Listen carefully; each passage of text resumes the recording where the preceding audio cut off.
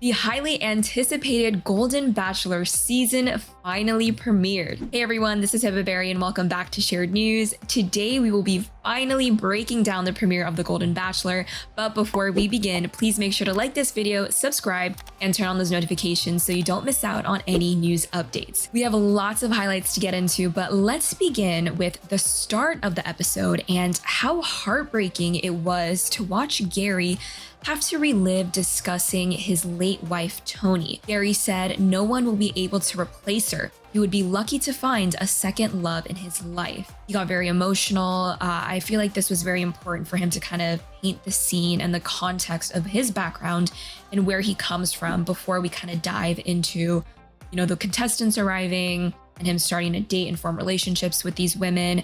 And I gotta say, Gary looked so handsome in his black and white tux when he arrived at the mansion to greet the host, of course, Jesse Palmer. And they got started immediately with the limo arrivals. I thought they were gonna have like a sit down, kind of debrief what maybe he's expecting this season, but they got started right away and I was into it because I liked the pacing of the show. Now, one contestant that immediately stuck out to me was Ellen. She arrived and the audience learned about her best friend, Roberta, right away and how Roberta pushed her to be on the show.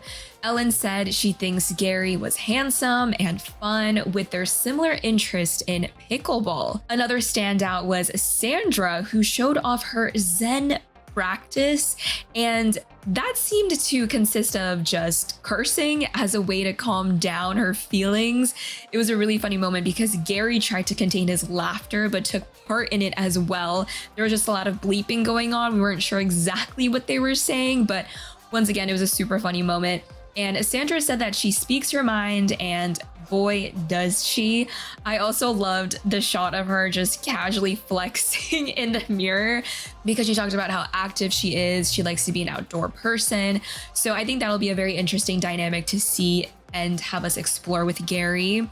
Now, Leslie also was a big standout. She came dressed initially as a stereotypical older lady with a long dress, a walker, curly haired wig. And Gary was such a gentleman. He asked her for help during the bit.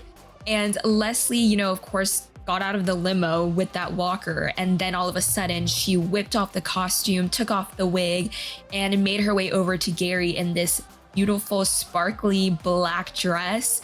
And that was kind of a plot twist. I think it was really funny because, again, these women kind of have to stick out in ways that Gary will remember because, again, there is 20 some contestants, so the lines get blurred. He might mix them up a little bit, so it's very important and crucial to stand out. And I think this was a really funny, clever way too, especially just to show her personality and just have fun with it and not take it too seriously. And the two of them started dancing right away, so she seems like a very fun, free-spirited type person. And Teresa, who's actually one I think we should watch out for. So we got to remember that name, Teresa. She said it was her birthday and she teased coming out of the limo that she was arriving in her birthday suit, which made Gary very nervous. It made me very nervous, but don't worry, she was wearing clothes under her robe. It is her birthday, the day that they filmed it. So she was kind of doing a fun play off of her, teasing him and just, again, that whole thought process of just sticking out and being a standout in his mind. So people really hitting the drawing board and coming up with ideas and a way to do that. April. Okay, guys, April. I think she's going to be known as the chicken lady because she has a very interesting love for chickens and ducks. Hopefully she can love Gary as much. She even did a little chicken dance in front of him when she got out of the limo, which was cute, but a little odd. Again, a way to stick out. So I think, she's definitely going to be a memorable one at the end of the night. Susan was very naughty. Now, Susan is the one that gives us those Kris Jenner vibes with the same hair. She, at one point, was walking away from Gary after she introduced herself, and she pointed to her heels. And she says that she's comfortable with 6 inches, which caused Gary to laugh very nervously. And I gotta hand it to Gary because there was a lot of awkward moments and he handled it with class. He was down for whatever. he was very suave and smooth in the way he chose his words and spoke. So I think that's a trend that we'll for sure see continuing throughout this season. Now, Patty, of course, we've had our eye on Patty. Patty made a quick entrance, name dropping her son, Matt James, who of course is the former Bachelor lead. And she mentioned that he found love and she hopes to do the same. I noticed that she's quite tall and almost the same height as Gary, which is with, I'm assuming, heels. But it was a super quick shot, nothing super in depth. We didn't get a backstory, no package or anything about who really she is aside from Matt James' mom, which I thought was interesting. So it was super quick, straight to the point. So yeah, not really much to report on there, but she did make her introduction and of course name dropped her son. Another funny moment was when Jimmy Kimmel's aunt, Chippy, arrived. She joked that she doesn't belong here and says she is in the wrong place. Again, a little funny moment. I'm guessing that was something the producers just threw in for a laugh. And Faith was the last to arrive, and she arrived in the most badass way in a motorcycle. She, whipped off that helmet and whipped her hair around just in slow motion. And that's a huge standout moment because she was the last to arrive, and boy, did she make an impression, especially with Gary. And of course, towards the end of the arrivals, Gary said that a couple of women got his attention, and it was the most fantastic experience he ever had. He said it's kind of compared to having multiple Christmases, which is a very big compliment. I mean, all those amazing, accomplished women stepping out of that limo must have been pretty intimidating. And when it came time for Gary to make his toast to the ladies, he said he did get a little nervous about this speech. He was looking forward to it, and once the women were in front of him, his mind went blank. And again, I don't blame him. And he said the room has beauty, poise, and intellect.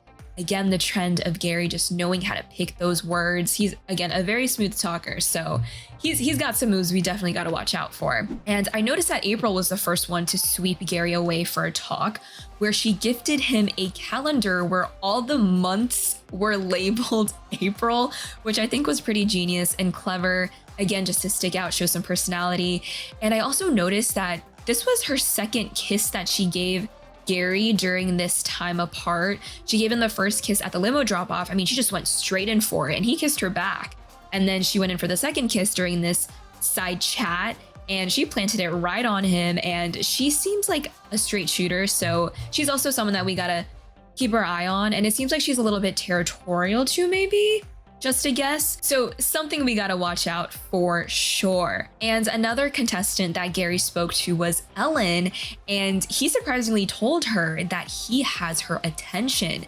She reacted and said she hasn't felt this giddy and excited in years. And I gotta talk about Natasha. I gotta break her down. She was so interesting. I don't know how else to describe her. She did a laughing exercise on yoga mats. So she sat Gary down and did this laughing exercise where they just started telling jokes and used laughter as medicine. And she even said she wouldn't need to resuscitate him if they got intimate. So she's already thinking that far ahead, but I thought it was just a really super funny moment. Not sure maybe how serious it could get. Maybe she seems like the jokester type and only the jokester type. But again, in night one, there wasn't much to work off on, but it was super, super funny. And again, Gary just goes with it. He goes with the punches, he rolls with the punches. He didn't seem awkward or uncomfortable at all. Maybe the birthday suit moment where she was about to reveal herself, but again, he had a great reaction, a great recovery. So I think you can throw anything at this guy and he'll be right there and he'll be down for it and he'll handle it with grace. And lastly, Faith played a song for Gary on the guitar, and this was a really sweet moment, very intimate, and Gary ended up saying that he finds Faith very attractive, and it seemed like they really connected in terms of what they were looking for in the long run. Again, now people are still getting to know Gary, so it's still surface level conversations, but I really liked how Faith just went straight for the deep conversation and really seemed to strike a chord with Gary in terms of talking about, what are you looking for in the future? I connect with you, and really just looking him deep in the eyes. And in between those moments of when those women would pull Gary aside and have their conversations, we would get scenes of the women all just sitting around the couch, just complimenting each other and being so supportive of one another. And I gotta admit, I unfortunately seen many of those moments in previous Bachelor, even Bachelorette seasons where guys are really complimenting each other. It seemed more of a competitive mindset of keeping your eyes out for your competition, not necessarily being buddy-buddy with them or being friends with them. And if they were, it was more in a fake way. But for me, this situation, this context just seemed more refreshing, more authentic, and more wholesome. So I hope this trend continues because kind of over that old catty drama. So hopefully we don't get much of that for the Golden Bachelor season. Now, towards the end of the night, Jesse brought in the first impression rose, and some of the ladies got concerned because some of them didn't have a chance to speak with Gary at all. Teresa finally got her chance after freaking out a little bit and ended up reading Gary a letter from her daughter. Gary said, and was laughing to this letter, and said he relates to his daughter the same way Teresa does with hers. A really sweet and smooth moment was when Gary gifted a cupcake with candles to commemorate Teresa's 70th birthday.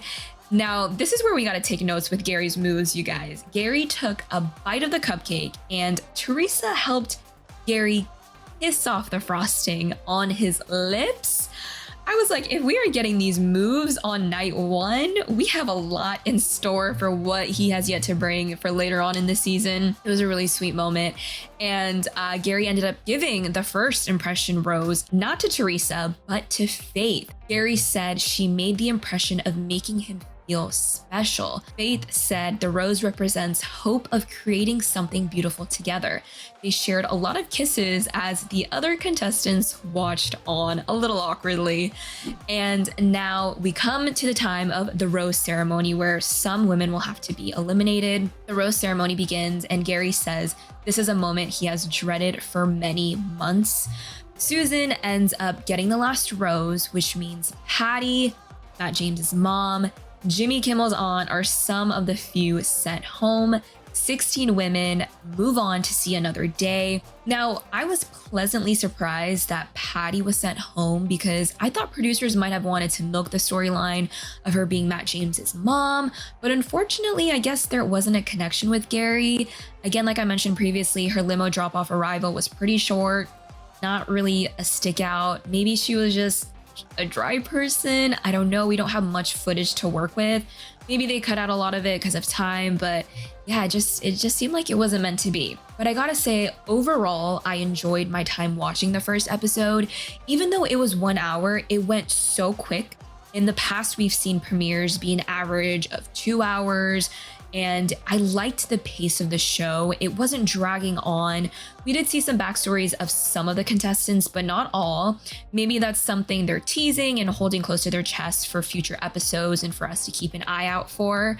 And we also got a first look at the full season promo for The Golden Bachelor, which, you guys, was a roller coaster. I was not expecting The Golden Bachelor to be this intense. I thought it was going to be a lovey-dovey, wholesome, humble experience, not drama-filled, but we saw a lot of kissing and exciting date adventures. We got that hot tub moment, heavy makeouts, and this season of The Bachelor was no stranger to lots of drama and emotions running high. At one moment, we did see Gary break down and say losing his wife was the hardest moment, which he also, mentioned at the beginning of the episode. And he said that he felt a close second of that same feeling on the show at some point when it seemed like it came to one contestant. And this was such a big tease to what seems like a great season of The Golden Bachelor. I mean, I'm really excited. I am hooked. I am tuned in. I am sat. I am ready for all the roller coaster moments that are going to happen this season. You guys got to let me know what you think of the Golden Bachelor highlights we have for you today. Let us know what your guys' reactions are, if there are any standouts for you, who you think is going to make it, who you think's a red flag. Not sure if there's going to be a villain this season. No one really stuck out to me. off the top of my head. We might have some question marks on some women that might get a little competitive, but as far as a villain, I'm not sure. And I feel like competitiveness comes natural in these situations, especially when you see a singular man dating multiple women in front of your face. That's bound to happen. I mean, we're human, we have that inside of us, but it'll be very interesting to see who emerges, the hero, the villain, the jokester, the weirdo. So that's going to be something we definitely have to watch out for. But before you go, please like this video and subscribe to our channel so you guys never miss out on any news updates. Once again, I'm your host, Hibba Berry. Thank you guys so much for watching, and we'll see you guys next time.